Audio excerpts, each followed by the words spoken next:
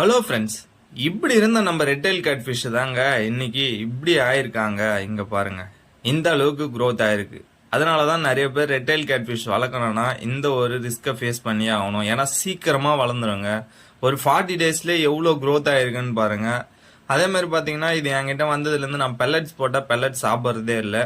Only chicken and blood worms இந்த மட்டும்தான் சாப்பிட்றாங்க.